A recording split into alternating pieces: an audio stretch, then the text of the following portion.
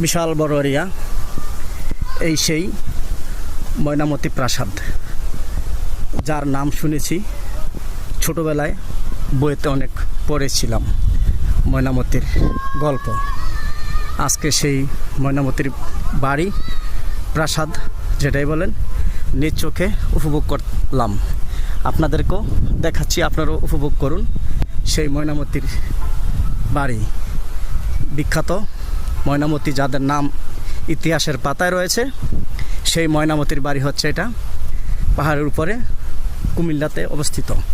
চারপাশটা দেখেন, বিশাল বড় এরিয়া। ঘুরে ঘুরে আমি একটু ভিডিও করে নিচ্ছি আপনাদেরকে দেখানোর জন্য।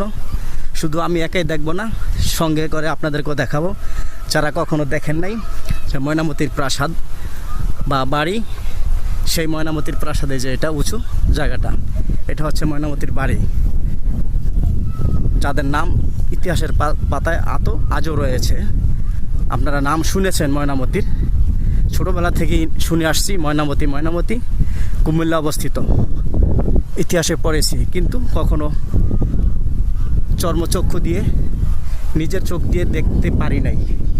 ঘুরতে ঘুরতে চলে আসলাম আজকে সেই কুমিল্লার ময়নামতি প্রাসাদে। দেখেন, বিশাল বড় প্রাচীন সেই ময়নামতির বাড়িটা আজও রয়েছে। কিন্তু এটা যে একটা বাড়ি ছিল, শুধু তার নমুনাই রয়ে গেছে, বাড়িটা পুরোপুরি বোঝা যাচ্ছে না। দেখতে থাকুন আপনারা। এই যে বাচ্চারা খেলাধুলা করতেছে, উপরে উঠলাম আস্তে আস্তে। বিশাল এরিয়া।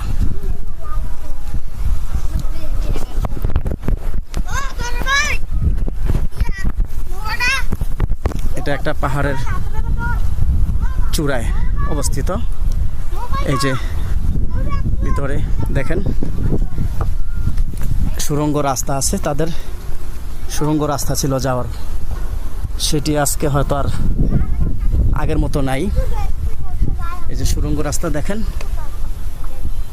এগুলো দিয়ে তারা হয়তো আসা যাওয়া করতো, এখন আর সেই আগের মতো নেই।